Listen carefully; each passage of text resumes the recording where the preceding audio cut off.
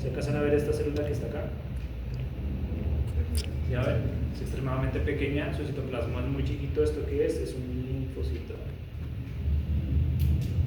Esto es un linfocito. Pues miren que no hay que confundir un linfocito con una pignosis. A veces es difícil. Cuando los tejidos están extremadamente lesionados, a veces es muy complicado. Es muy complicado diferenciar. Entonces, miren acá, esto, ¿qué será? Este que estoy encerrando acá. Una cariorrexis. Una cariorrexis, esta. Nada, es una célula sana. Pilas. Una Uy. célula sana. Este de aquí. Pignosis. Este de aquí. Creo que es pignosis. Eso es un linfocito, esto es una pignosis. Miren que es muy difícil. ¿Y se diferencia por el citoplasma más que todo? Puede ser. El linfocito, acá lo que están diciendo y lo que estás diciendo tú, esta célula, que es un linfocito, tiene un borde bien delimitado. Y eso hace que sea una célula. En cambio, la pignosis, no, la pignosis simplemente va a ser el núcleo que está acá extremadamente basofílico, ¿vale? Recuerden, esto es un proceso, esto es una cadena de eventos. Acá que le están pasando a las células, aquí en esta parte se está degenerando. Esto es swelling, significa degeneración. Esta después el núcleo se va a fragmentar en varios pedacitos. Acá se fragmenta en varios pedazos y finalmente desaparece y la célula pues muere. Ahora, esto fue, digamos, como un recorte general de las fotos, los cambios que habíamos visto en una célula necrótica. Vamos a ver ahora qué tipos de necrosis hay. Existen varios tipos de necrosis. El primero es la necrosis de coagulación. La necrosis de coagulación.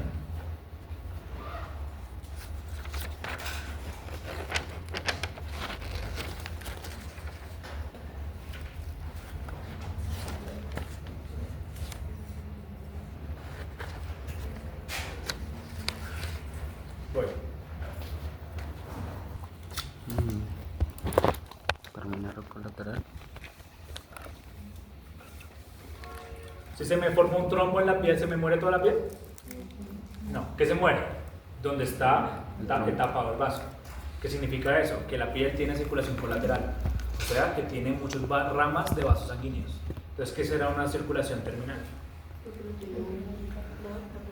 Que solamente tiene un vaso sanguíneo que entra y uno que sale.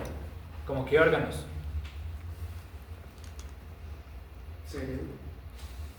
Tiene colateral. Pero igual ahí voy a hacer algo específico ahí. ¿Qué órganos creen que tienen circulación terminal? El páncreas tal vez. El riñón. El riñón entra una arteriola aferente y sale una arteriola deferente, a un glomérulo. ¿El hígado? El hígado no tanto, el hígado tiene mucha circulación colateral. Es cuando sucede un trombo que tapona una arteria en el hígado, tiene tantos capilares sinusoidales que la circulación sigue circulando, la verdad.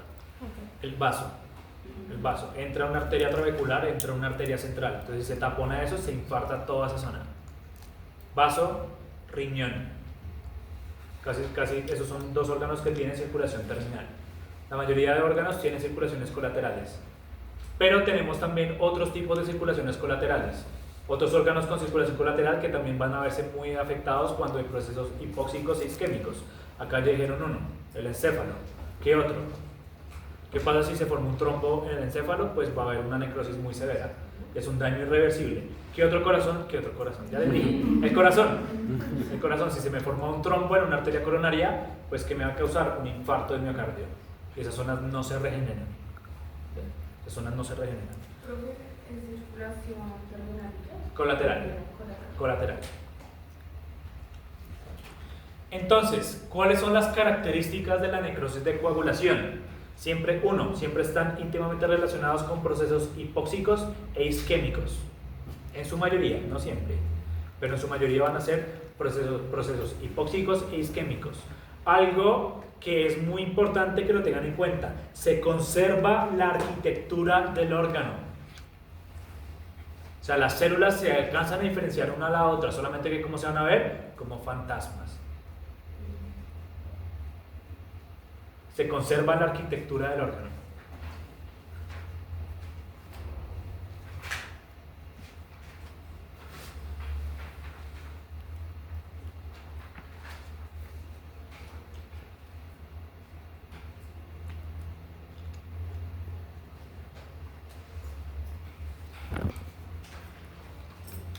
Y otra cosa característica acá es que va a haber una digestión enzimática muy lenta, entonces las proteínas se me van a desnaturalizar. En ese caso, ¿se podrían observar las proteínas? Sí, ya les puedo decir cómo. Entonces es un proceso de digestión enzimática muy lento y eso hace que se desnaturalicen las proteínas. Y solo se ven las fantasmas. Sí, se van a ver fantasmas.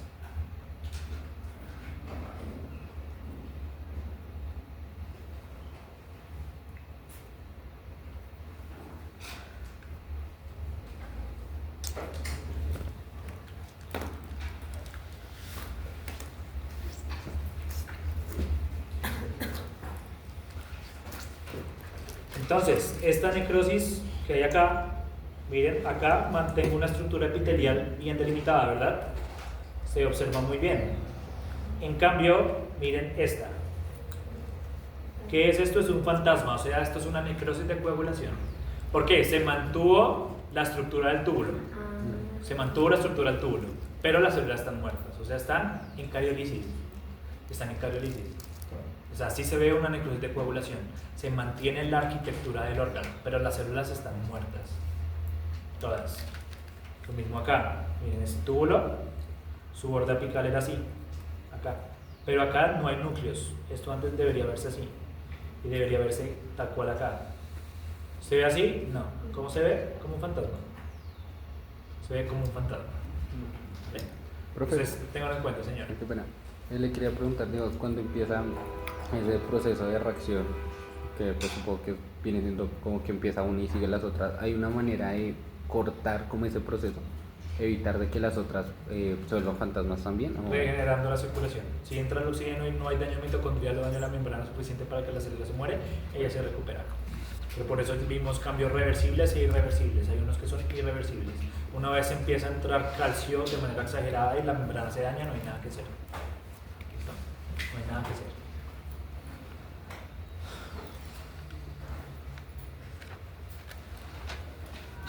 ¿Listo? ¿Cómo se va a ver macroscópicamente? Son zonas muy bien delimitadas. Van a ser zonas muy bien delimitadas. Se van a ver pálidas o amarillentas.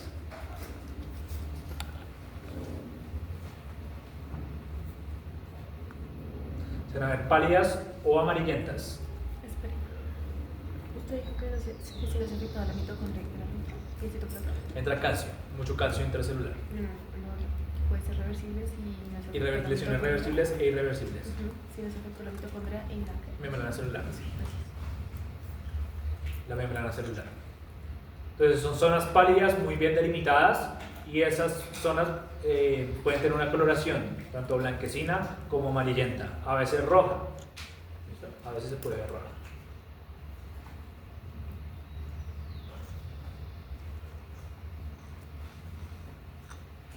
Profe, y en caso tal de que la mitocondria presente un daño, pero muy leve, El igual no se mitocondria puede no se puede lesionar, se lesiona un poquito, la célula se muere. directamente.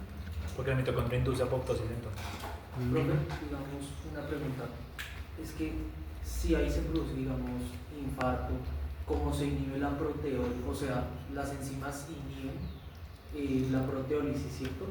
Que es, digamos, ahí decía que no se podía ver histopatológicamente, sino que lo ideal es, digamos, en el caso de infarto miocardio, medir las troponinas, porque eran las que se iban a liberar. Sin embargo, cambios histopatológicos no se veían. Uy, ¿quién dijo eso? O sea, así más o menos salió en la traducción. Entonces, que por eso era mejor para un diagnóstico. ¿Pero en dónde estaba eso? Eh, ¿En qué libro? ¿En la Robbins? Bueno, depende, porque si hay cambios histopatológicos en las lesiones del corazón. O sea, depende. pero, digamos, decía que al paso Si es de muy 1 o agudo, 2 días. exactamente, exacto. Si es muy agudo no se va a ver, por eso se toma troponina C. Por eso se toma en sangre la cantidad de troponina C que esté libre. ¿La troponina C qué es? Las proteínas que conforman el miocardio. Es una proteína que me conforma el músculo. O sea, es un miofilamento que forma parte del sarcómero. Él está dentro de la célula. ¿Qué pasa si una célula se muere? Se libera al exterior. ¿Qué pasa si la ADT, que es la aminotransferasa que está dentro del hepatocito, qué le pasa si el hepatocito se muere? se libera. Entonces, por eso cuando uno detecta un aumento de ALT en sangre, ¿qué está pasando? Que las células se están muriendo. O se le puede decir infarto, ¿no? Depende, porque si, toca decirle necrosis. Si estoy seguro que es de origen hipóxico o isquémico, sí le puedo decir infarto. ¿Vale? Si no, no. Entonces, cuando tengo una enfermedad cardíaca, como tal, se empiezan a morir las células en cadena y liberan la troponina C. Y ese es el indicador de un infarto miocardio. Si es muy agudo, si es muy crónico, si hay cambios. Ahorita busco unas fotos y les muestro cómo se ve un corazón infartado de un gato. No, pues en el informe que yo les mandé, en las fotos, creo que no les mandé fotos micro, se las puedo mandar para que vean las fotos micro cómo se ve un corazón infartado. Cómo se ve un corazón infartado. ¿Vale? La necrosis de coagulación se usa, ya que me lo acordaron de nombrar, se usa de manera intercambiable con el infarto. O la infartación.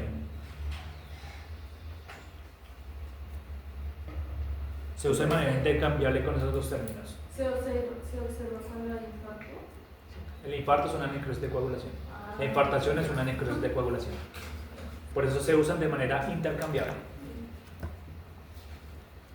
Ahora, lo que también estaba diciendo acá el compañero, dijo, ¿cómo se ve esa desnaturalización de las proteínas al microscopio? Así. ¿Cómo está la eosinofilia de esta célula? Pálida, ¿no? Se ve rosa pálido. ¿Cómo se ve la eosinofilia de esta célula necrótica? Rosa Intenso.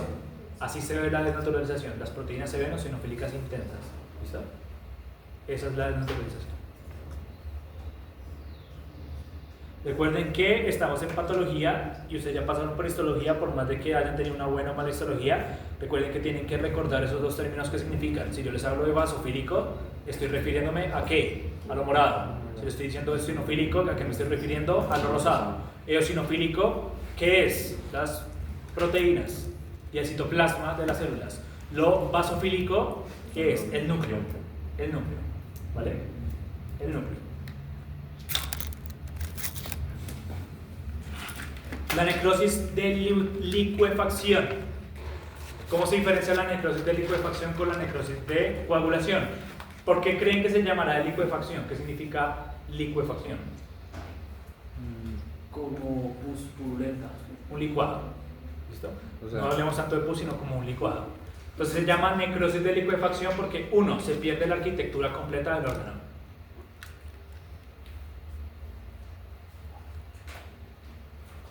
Se pierde la arquitectura completa del órgano. En términos coloquiales se forma un licuado en el tejido, literalmente se licúa.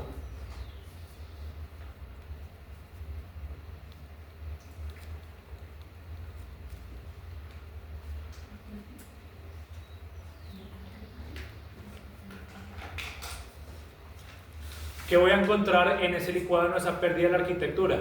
Pues cambios necróticos, pignosis, cariorrexis, cariolisis, todos los mismos cambios. Entonces va a ser la pérdida de la arquitectura normal del órgano. ¿Y con qué otra cosa adicional? También con presencia de infiltrado de leucocitos.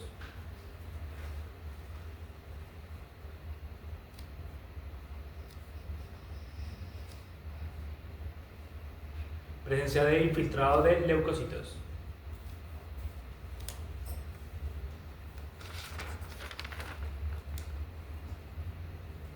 ¿Cuál es más que todo? Neutrófilos.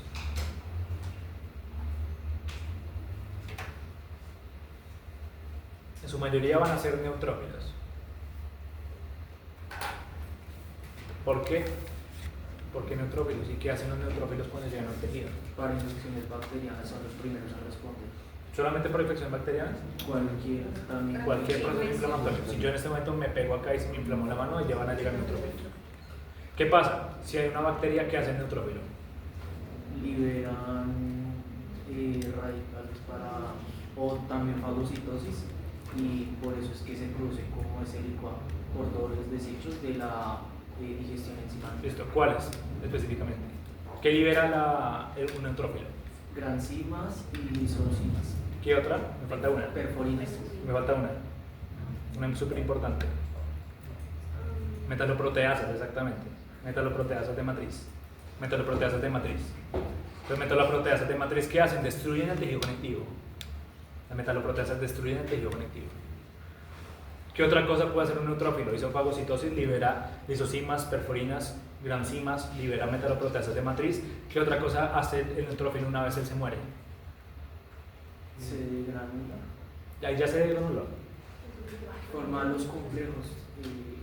¿Cómo se llaman esos complejos? Las trampas de ADN extracelular. Los forman los NET. Los NET. Forman o hacen netosis. Que es la netosis, tranquilos que eso lo vamos a ver en inflamatorio. Eso lo vamos a recordar en inflamatorio. Hacen netosis.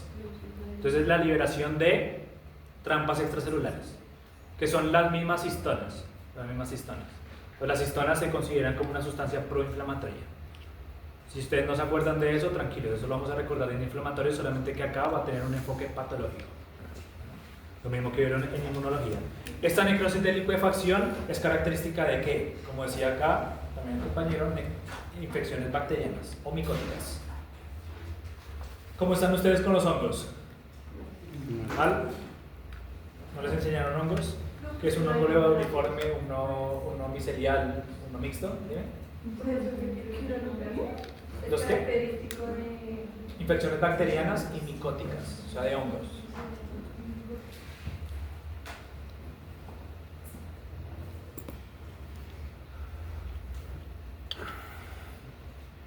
Los hongos son supremamente importantes. Los hongos uno no los ve con frecuencia y son bastante importantes. Los dermatofitos, los hongos contaminantes del suelo, los hongos de reptiles, los hongos de personas, las mucormicosis, que son enfermedades que les da a las personas con VIH o que están en clínicas. Cuando ustedes tengan un perro o tengan un familiar cercano a ustedes que tenga una micosis sistémica, es porque esa persona está inmunosuprimida al máximo. Los hongos no invaden, sino hasta que cuando las defensas ya no hay. Exactamente. Son extremadamente graves las micosis sistémicas.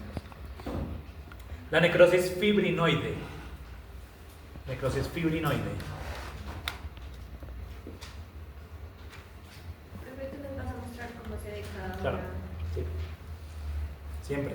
Yo, lo que más me gusta siempre son las imágenes micro, que soy patólogo, entonces siempre les voy a mostrar cómo se ve. Necrosis fibrinoide, ¿qué significa el oide? Ese sufijo oide.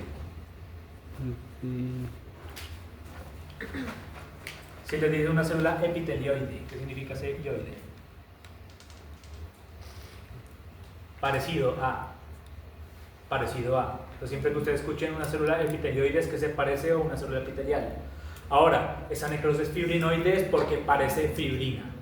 ¿Listo? Entonces, para que lo tengan en cuenta. ¿Dónde va a pasar esta necrosis? Solamente en la pared de los vasos sanguíneos.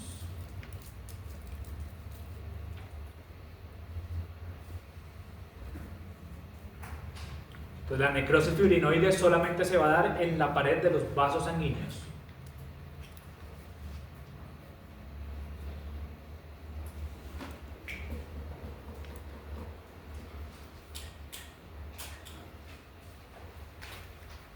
Ahora, ¿por qué se va a llamar fibrinoide?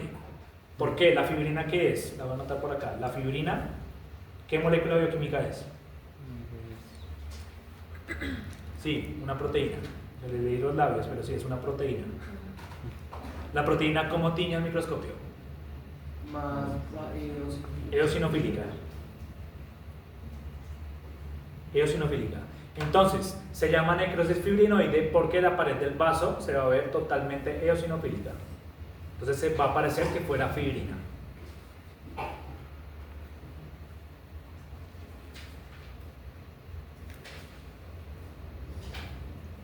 Pilas, hay una concepción errada que algunos clínicos o algunos patólogos tienen sobre la necrosis fibrinoide. Y a veces piensan que porque ven que el vaso sanguíneo está necrótico, lo que hay ahí es fibrina. No, la necrosis fibrinoide no se trata de eso. No es que se deposite fibrina, ahí se están depositando una cantidad de proteínas plasmáticas. ¿Qué es lo que pasa? Si digamos, llega un agente que me ataque el endotelio. ¿Qué es lo que agente que ustedes conocen en este momento puede atacar las células endoteliales? Eso es un tumor de células endoteliales, ¿listo?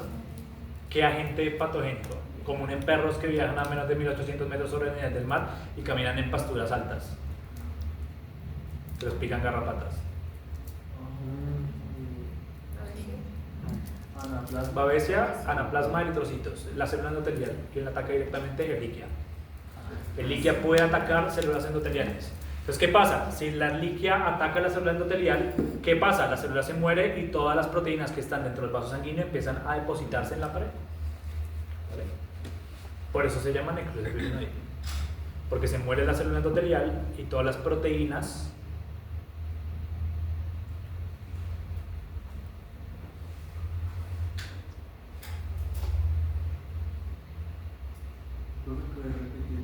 sí.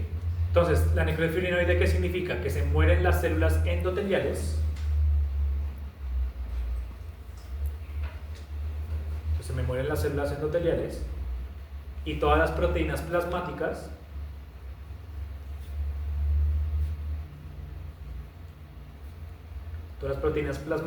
empiezan a depositarse en la pared del vaso.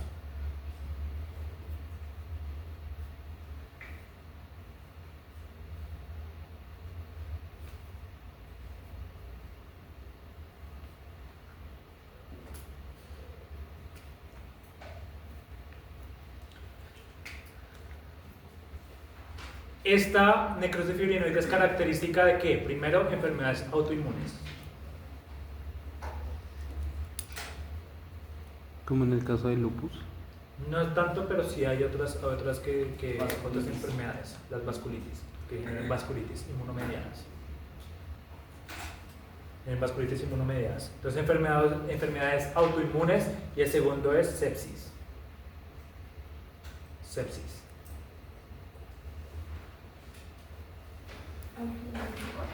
Enfermedades autoinmunes y sepsis.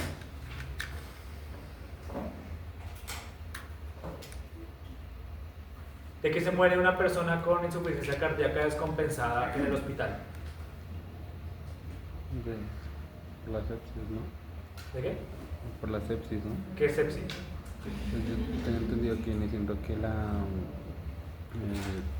sangre, por así decirlo, ya no lleva oxígeno, sino ya como material de desecho.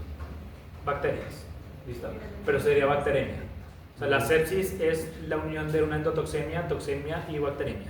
Entonces, eso tranquilos, esa definición yo se les voy a decir en shock séptico, en microcirculatorio. Solamente les estoy explicando, es como un dato para que sepan uno de las lesiones que uno observa en las personas que están en cuidados intensivos o animales que estuvieron durante mucho tiempo en hospital. ¿Qué es lo que pasa? Que la mayoría de personas creen que cuando una persona se infarta, de que muere de paro cardiorrespiratorio. Recuerden que todos vamos a morir de paro cardiorrespiratorio, independientemente del origen o no. Esa es la muerte fisiológica. Pero verdaderamente, ¿qué mata a las personas que duran mucho tiempo en UCI? La sepsis. El 60% de la mortalidad intrahospitalaria es por sepsis. ¿Vale? Es por sepsis. Entonces, las bacterias que están en el ambiente del hospital infectan a una persona que está inmunosuprimida. Invaden la sangre y la persona se muere. Entonces, la mayoría de veces las causas de muerte es la sepsis. Es por eso la sepsis es tan importante y es algo que ustedes tienen que conocer, porque son médicos, al ser médicos tienen que conocer todos los programas de sepsis. En el 2014, 2017, 2019, 2021 y ahorita van a hacer la sepsis 5. Tenemos los congresos internacionales, se reúnen varios expertos a llegar a un consenso. Entonces tenemos sepsis 1, sepsis 2, 3 y 4 hasta el momento. Los sepsis 4 hablan de qué es la sepsis, cómo se diagnostica y cuál es el tratamiento intrahospitalario. Entonces les recomiendo que busquen eso, la sepsis 4, el consenso de sepsis.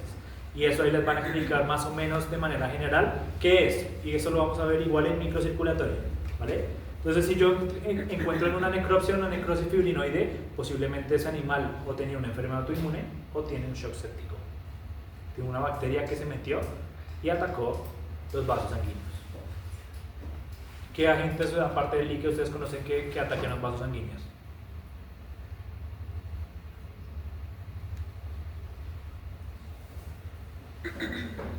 La mayoría de gram negativas.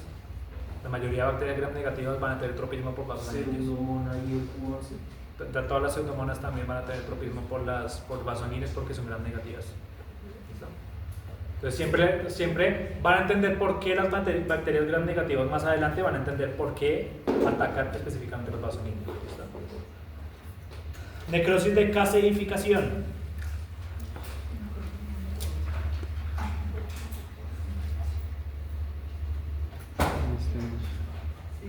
Profe, sepsis, esta bacteria, endotoxemia y... Toxemia. O sea, bacteremia son bacterias en sangre, toxemia, toxinas, y endotoxemia, el lipopolisacárido en la sangre. Profe, ¿esa necrosis por calcificación es la que se presenta en la tuberculosis bovina? Sí. Esto lo nombraron por la apariencia del queso cottage. No sé si han visto alguna vez un queso cottage. Sí. O han visto un queso azul. ¿Saben qué es el queso azul? Es un queso, no sé, para los que no conozcan, es un queso que la verdad es un poquito exótico, porque la manera para hacerlo es dejar que los hongos lo colonicen. Entonces tiene un proceso de madurado a partir de hongos y después quitan esa capa de hongos y lo venden.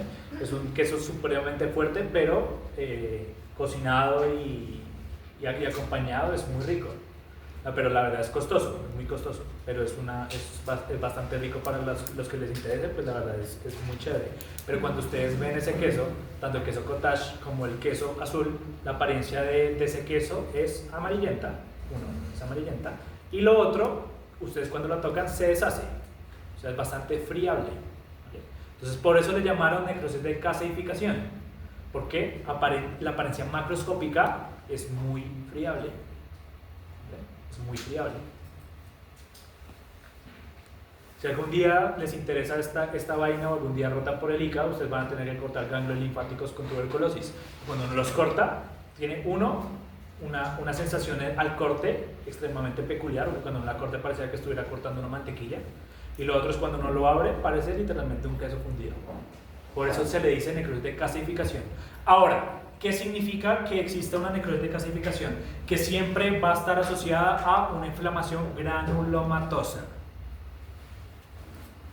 Siempre va a estar asociada a una inflamación granulomatosa.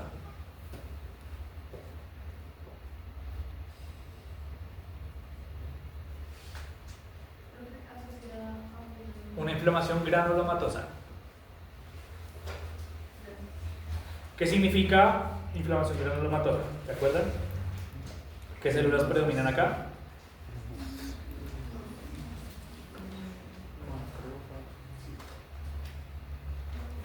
Macrófagos. Linfocitos. No. Células epitelioides.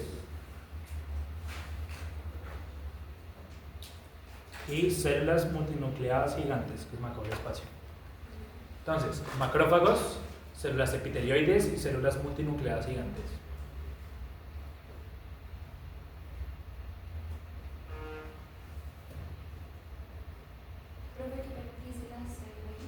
Células multinucleadas gigantes,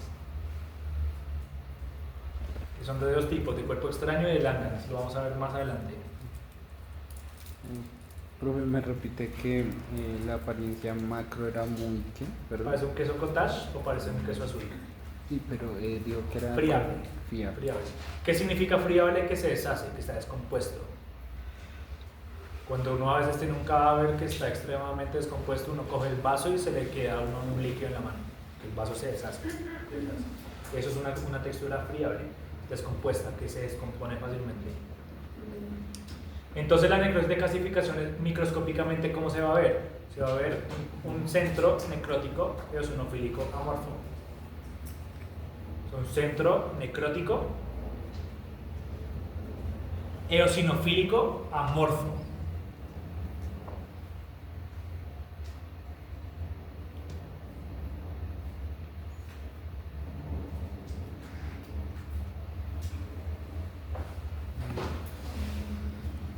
Centro necrótico eosinofílico amorfo. ¿Por qué amorfo?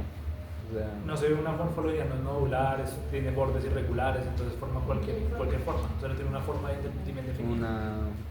O sea, no es poligonal, no es cúbico, no es cilíndrico, sino que tiene una forma bien delimitada. Y alrededor de ese centro necrótico voy a tener un halo de células inflamatorias, bien delimitado. O sea, macrófagos. O sea, va a estar rodeado de una población de macrófagos. Alrededor va a tener macrófagos.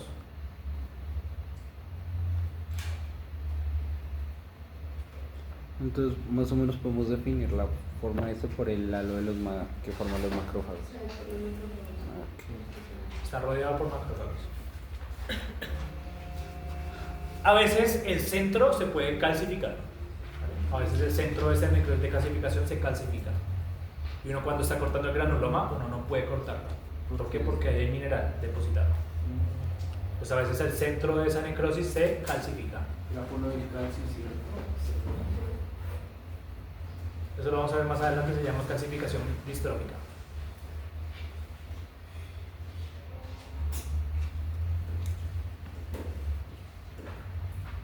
La necrosis grasa.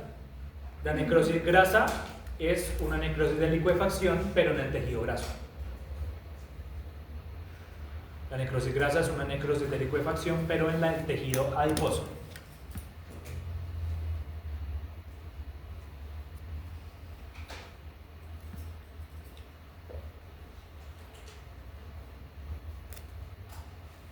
¿Característica de qué? De pancreatitis. Muy característica de pancreatitis.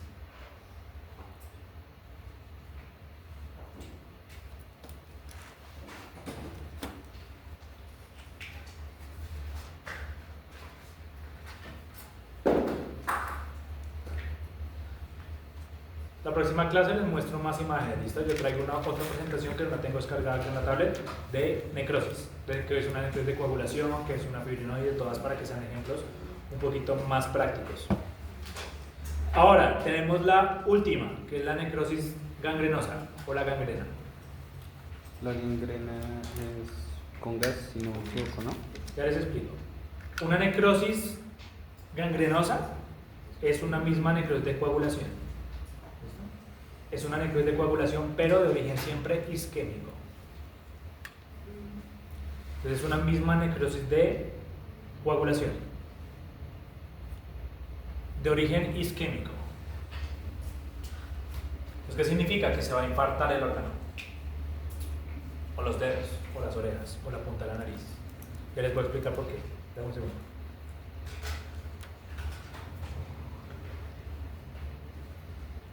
Hay tres tipos de necrosis gangrenosa: la seca, la húmeda y la gaseosa.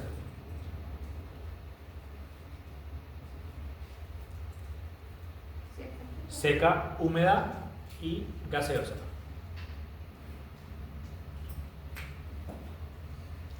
Entonces, la seca va a ser siempre estéril.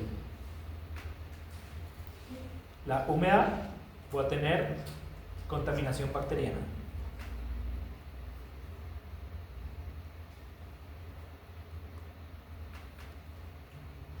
Y la gaseosa va a tener contaminación de anaerobios.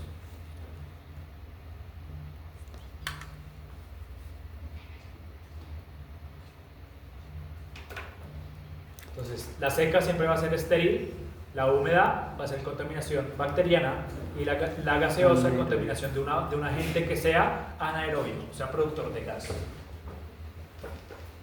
¿Como cuál? Los clostridios. Los clostridios. Si no me equivoco, el tétano producía este tipo, ¿no? El tétano no produce necrosis, el tétano ataca directamente el sistema nervioso central, el NOMSI. Necrosis NOMSI, Clostridium NOMSI, que hace la carbón sintomático. Carbón sintomático. Anthrax también genera eso, carbón bacteriano también genera una necrosis gangrenosa gaseosa. ¿Qué significa que sea estéril? Pues que no es un agente infeccioso. ¿Eso a quién le pasa? A las personas que sufren de quemaduras por frío. Digamos esos que escalan y no se protegen bien, y la punta de la nariz, la punta de las orejas, los dedos se les vuelven negros. Se les vuelven negros. Entonces ahí, ¿qué pasó? El frío extremo generó una vasoconstricción tan brava que la sangre no pudo llevar oxígeno a la punta de los dedos. ¿Y qué le pasa? Sí, ¿Qué pasa ahora si esa persona se abre una herida en esa zona? Pues va a entrar una bacteria y la coloniza, entonces se va a convertir ahora en una necrosis gangrenosa húmeda, o sea, que con presencia de pus, con presencia de infección bacteriana. Y si se me mete un Clostridium, empieza a producir gas. Entonces, ¿cuál va a ser la lesión? El enfisema. Va a haber enfisema.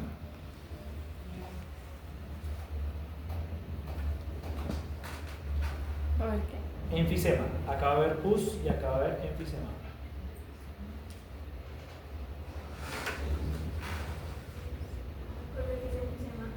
Enfisema, gracias por preguntar, porque si no, me imagino que el resto sabe que es enfisema.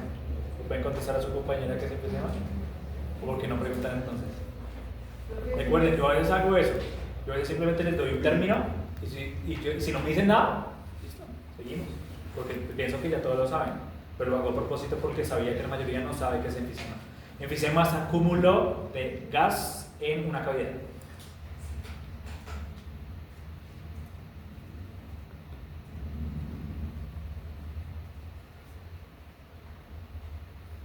No les dé miedo preguntar. Si ustedes no saben qué es la palabra, pregunten. Siempre es mejor preguntar que quedarse con la duda. Y si de verdad les da mucha pena preguntar y se ponen rojos y tartamudean al alzar la voz, pues busquen al menos la palabra. No se queden con la duda. Enfisema. El enfisema, uno, digamos, si tengo enfisema subcutáneo, uno empieza a tocar el músculo y crepita, o sea, como burbujas. ¿Dime? Eso pasa mucho en enfermedades clostridiales, en enfisemas pulmonares, pasa bastante. Pues miren todos los tipos de necrosis que tenemos bastantes tipos de necrosis. ¿Bien? Ahora, macroscópicamente, ¿cómo se va a ver esa lesión macro? Tengo aquí, ¿qué órgano es este? No sé si lo alcanzan a reconocer. Riñón. Exactamente, es un riñón. Es un riñón. Tengo acá que zonas de hemorragias. Zonas de hemorragias, pero miren, tengo una zona muy bien delimitada. ¿De qué color es? Amarillenta. Y siempre está acá en forma de cuña, o sea, en forma de V. ¿Por qué? Porque llegaba una arteria aquí, una arteria aferente, aquí hubo un trombo, y ¿qué le pasó a todo este tejido de abajo? Se murió. Entonces esto es una necrosis de coagulación. ¿Listo? ¿Cómo se ve microscópicamente? Mira, se ve muy bonita. Acá hay una interfase entre lo que es el tejido sano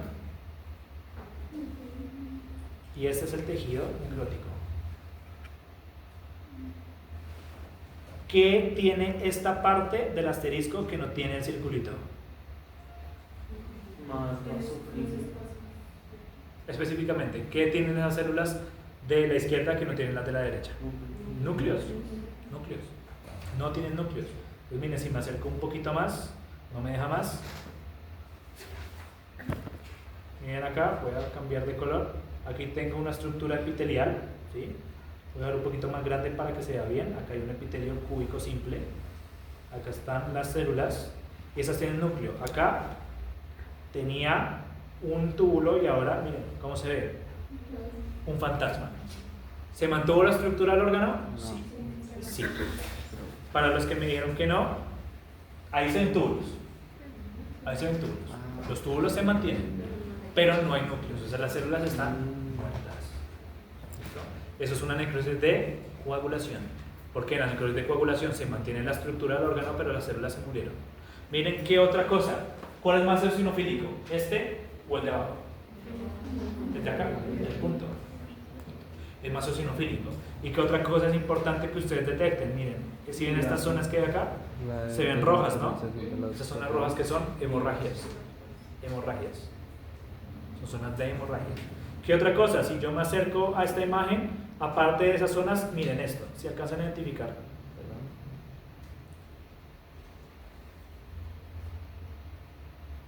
Se alcanza a identificar que acá hay una población de células y acá hay otra población de células y por acá hay otra. Y por acá hay otra. Todas estas células que están acá, que son linfocitos, o sea, está inflamado. Acuérdense que siempre que hay un proceso necrótico, ¿qué hay después? Inflamación. Inflamación. Siempre que se muere una célula, el tejido se inflama. Siempre. Por regla general. Una célula muerta libera sustancias al exterior, al tejido conectivo, que no deberían estar ahí. Si una célula se estalla, ¿qué se libera? El ADN, se libera la mitocondria, se liberan las organelas. Esas estructuras son reconocidas por el sistema inmune como anormales y desencadenan una respuesta inflamatoria. ¿Vale? Acá, esta imagen no me gusta tanto, lo que les digo, les voy a mostrar después. La necrosis de licuefacción se ven mucho más bonitas macroscópicamente. ¿Sí alcanzan a ver esta zona? Acá se alcanza a ver bien la sustancia gris de este encéfalo, la sustancia blanca acá, ¿verdad? Como una M. Recuerden que esas son las circunvoluciones cerebrales, esto es una corteza cerebral. Entonces, en este foco que está acá, miren cómo se ve, una cavitación. Y alrededor, esta coloración que ustedes ven acá, amarillenta, toda esta coloración amarillenta que estoy coloreando, ¿qué va a hacer? Pues en verdad es lo que uno cree que es pus. Pero sin embargo, esto es una necrosis de licuefacción. Entonces, de aquí en adelante, todos ustedes, yo no quiero que me digan, eso es pus. No, ustedes qué van a decir ahora, eso es una necrosis de licuefacción, porque es la verdadera descripción de la lesión. Ustedes no van a salir a un propietario y le pueden decir, sí, es que llega una bacteria, destruye todo eso y genera pus. Pero si estamos hablando entre médicos, el término correcto es necrosis de licuefacción. ¿Vale? Acá, ¿cómo sé que este foco de acá es una necrosis de licuefacción? Pues porque yo conozco la histología del encéfalo. Ahora, ¿ustedes conocen la histología del encéfalo? Entonces, esta imagen la vamos a dejar para después y les voy a mostrar esta. ¿Qué le pasó aquí a este tejido? Todo este material que está acá, ¿cómo está? Muerto, está destruido. ¿Pueden identificar alguna célula en esa parte? No, solamente que se identifican células muertas. Abajo, ¿qué se identifica? Esto que está acá, sí, es un folículo linfoide. Las necrosis de licuefacción a veces son muy frecuentes encontrarlas en ganglio linfático. ¿Por qué?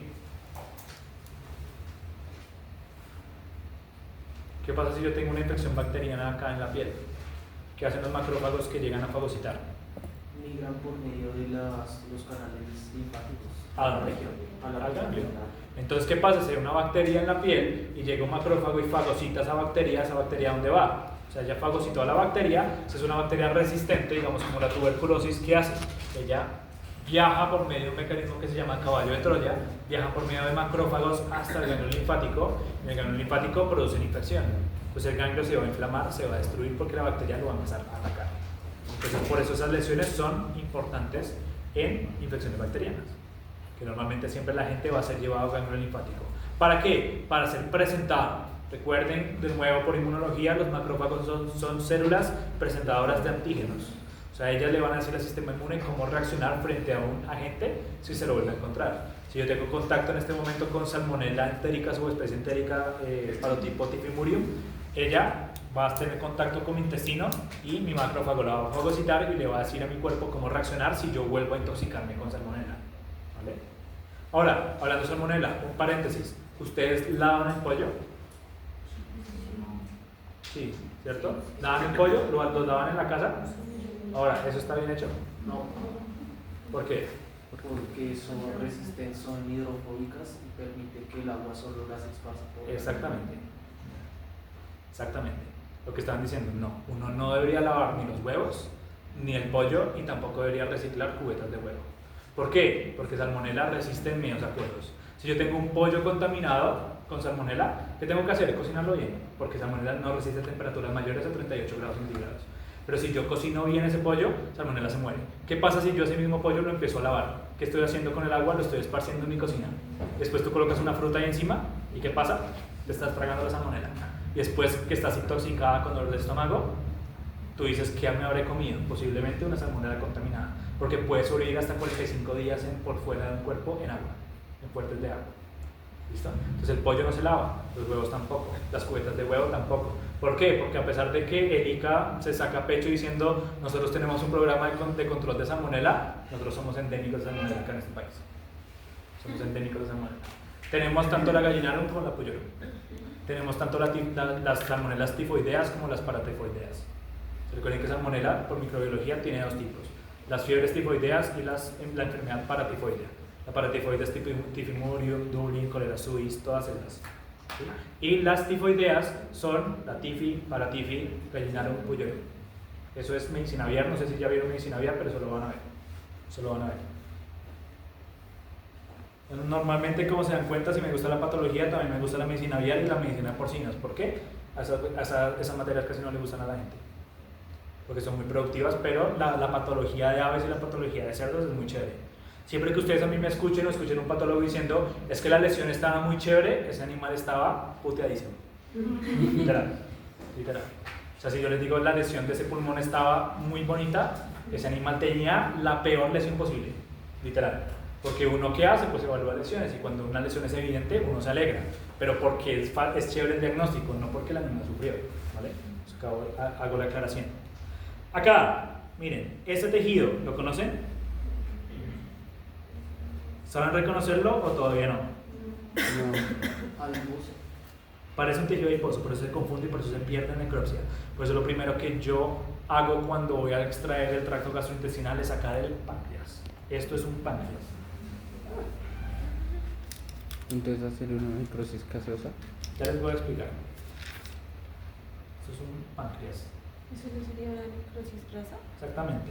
Eso es un páncreas, porque sé que es un páncreas porque tiene porque tiene lobulillos. O sea, es una glándula.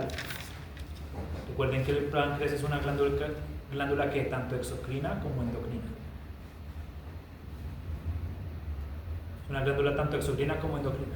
¿Qué pasa? Digamos, ustedes adoptaron su cachorrito, le dieron durante todo el tiempo que fue cachorro hasta el año, le dieron pollito con arroz, y en un momento u otro dijeron, hoy no le voy a dar más pollo con arroz, sino le voy a dar concentrado. Entonces le empezaron a dar concentrado, le dieron una cantidad alta de concentrado. ¿Qué pasó? El perrito comió y por ahí a las 7 horas, 8 horas está acostado con dolor de estómago, que no se puede parar, jadeando, pálido.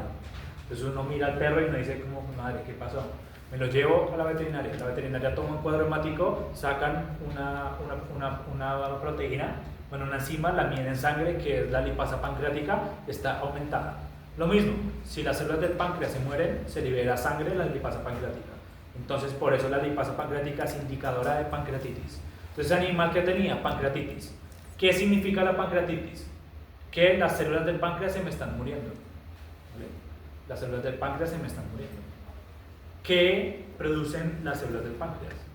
Insulina, el glucagón. Ese es el endocrino. ¿Qué produce entonces el páncreas exocrino? Somatostatina y polipeptido pancreático. Exocrino. Todo eso es endocrino, ¿listo? Exocrino que libera el páncreas exocrino. Recuerden, conducto pancreático común, colédoco, esfínter de odio y duodeno. Ese es los conductos normales de la circulación pancreática hasta llegar al intestino.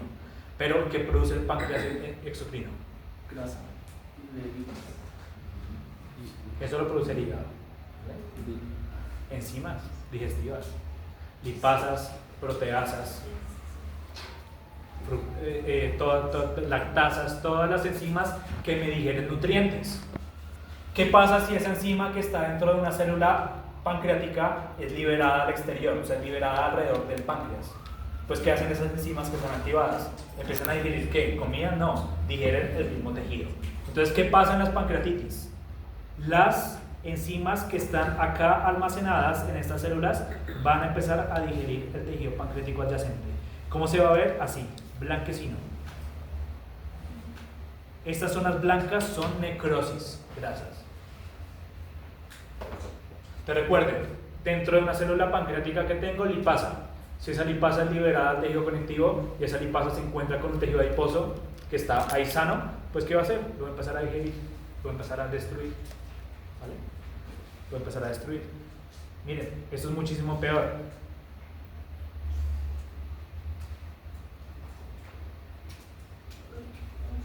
Esto que está acá es el duodeno.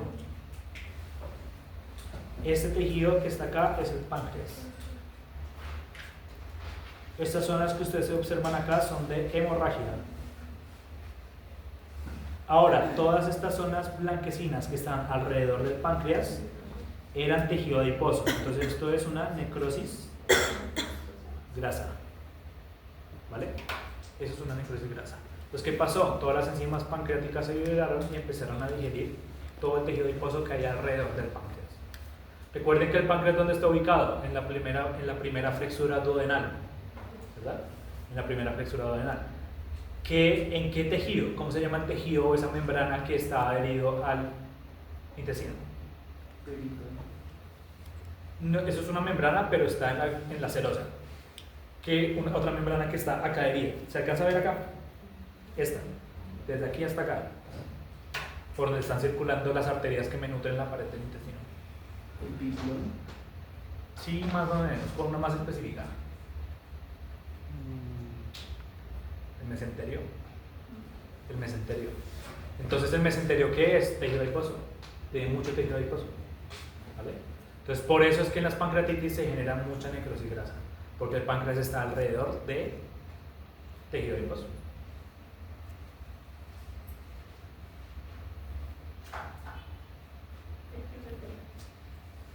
¿Cómo? Claro.